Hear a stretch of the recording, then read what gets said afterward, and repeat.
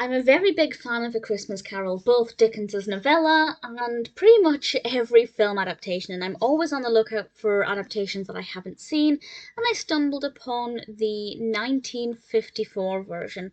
And the reason I was drawn to this one in particular is because it's got a pretty solid cast. We do have Basil Rathbone as Marley, and Fredric March is Ebenezer Scrooge. And the film itself is actually quite short, it's under an hour, but I feel like, given the fact that it's a novella, it's based on a novella, it's not actually the longest story, and it's actually quite impressive when some adaptations can stretch it out to almost 2 hours.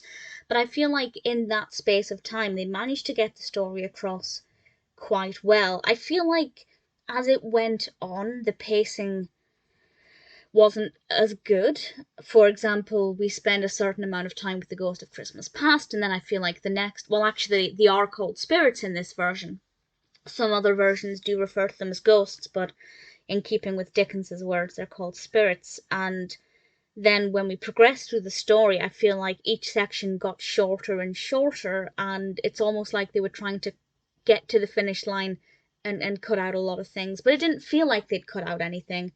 But I do feel like other films have done a better job of giving more weight to the different spirits. So while I think it's done a generally a good job at telling the story in a short space of time, it definitely it could have been longer without feeling like it was being dragged out. There are certain things where I think I would have liked them to have focused more on this scene or more on that scene.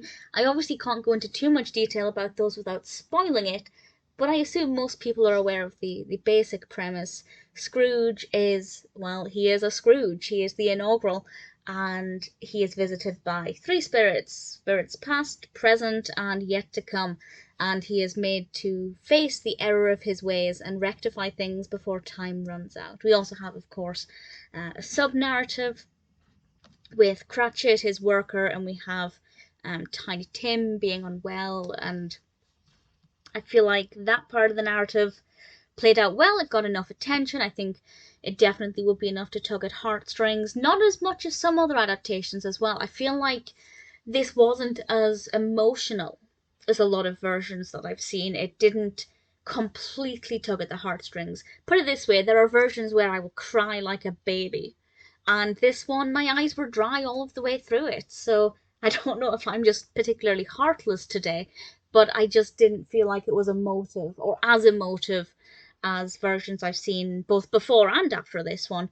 Some of the music was really good. There's a song that the Ghost of Christmas Present sings, and when I first heard it, I thought, this is annoying. I don't like this. It's not a good song. But actually, as the film went on, my mind kept going back to that song, and I actually thought, actually, this is growing on me. So initially, I didn't love it, but it grew on me. I don't love the Ghost of Christmas Present. I do not like the way that he is portrayed. There's nothing wrong with the acting of the character. There's nothing wrong with any of the acting in this. But the character just, it's not my favourite version. So I think all that being said, the 1954 A Christmas Carol is definitely not my favourite version of A Christmas Carol. If I were to recommend 5 adaptations to you, this would not be one of them. However, if you are a fan of Christmas Carol and like me find great joy in watching versions you haven't seen, then I would recommend it. You know, it's not terrible, it doesn't stray far from the narrative, the acting is good. It may not be the best, but that doesn't necessarily mean it's a bad film. Definitely check it out if you think you'll enjoy it, but if you've never seen an adaptation of A Christmas Carol, or indeed never read it, don't start with this one.